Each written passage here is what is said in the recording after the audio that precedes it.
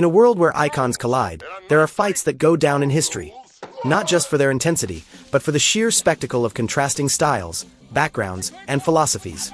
Imagine, if you will, a showdown that no one ever expected but everyone is curious to see. Jackie Chan, the whirlwind of martial artistry and comic timing, versus Ted Cassidy, the towering presence known for his deep baritone and intimidating physicality.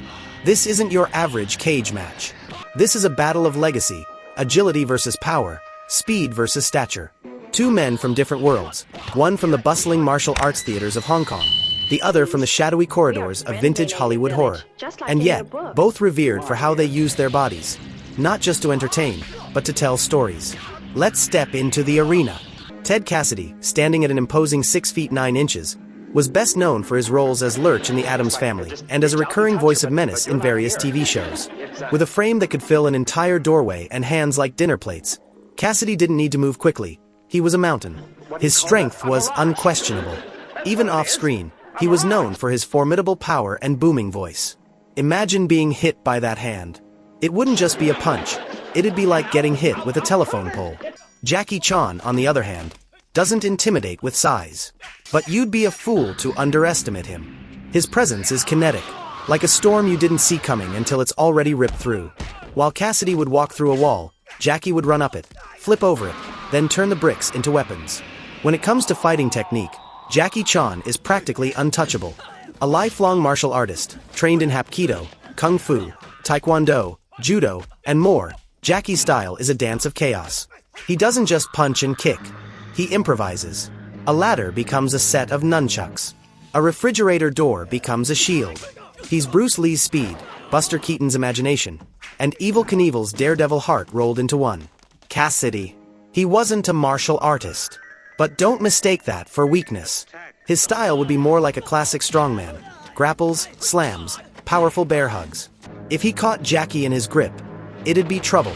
But that "if" is a big one. Because catching Jackie is like catching smoke. Here's where the true fight lives. Not just in muscle, but in the heart behind it. Cassidy struggled with lifelong health issues, including the condition that caused his acromegaly. While he was known for his professionalism and commitment to his roles, his physical limitations couldn't be ignored. He had stamina, yes, but not the kind that let you take 10 punches, flip over a table, fall down a staircase, and pop back up with a grin. Jackie Chan is famous for doing all of his own stunts, and doing them until they nearly killed him. He's broken his nose, his ankles, his ribs. He's cracked his skull. And every time he came back.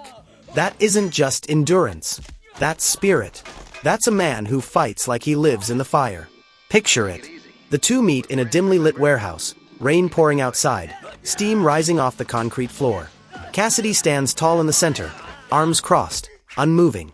Jackie circles him, studying, waiting. Cassidy lunges, a sweep of force that could crush a man's ribcage. Jackie ducks, slides, vaults off a pipe and kicks off the wall. A flying spin kick to Cassidy's back staggers him, but he turns with a grunt and grabs a metal beam, swinging it like a club. Jackie grabs a mop handle, dodges, parries, counters with a flurry of strikes. It's not brute force, it's chess. Every move Jackie makes isn't just a hit, it's a strategy. Cassidy lands a blow. It sends Jackie flying across the room. For a moment, it's silent. Then Jackie gets up. Blood on his lip, grin on his face. This is what he lives for. In the end, this isn't a fight decided by muscle. It's decided by adaptability, endurance, and an almost supernatural understanding of movement and rhythm. Jackie Chan doesn't win because he's stronger. He wins because he's relentless.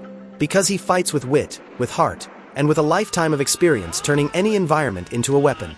Ted Cassidy may have been a force of nature, a colossus who could intimidate anyone with just his presence. But Jackie moves like nature itself. Fluid, unpredictable, and unstoppable. So in the final moments, as Cassidy's strength begins to slow, and Jackie's tempo only rises, the outcome becomes clear. Not because one man is weaker, but because the other man was born for the fight. Jackie Chan takes it, not with a knockout punch, but with a dozen perfectly timed moves, each like a note in a final unforgettable symphony.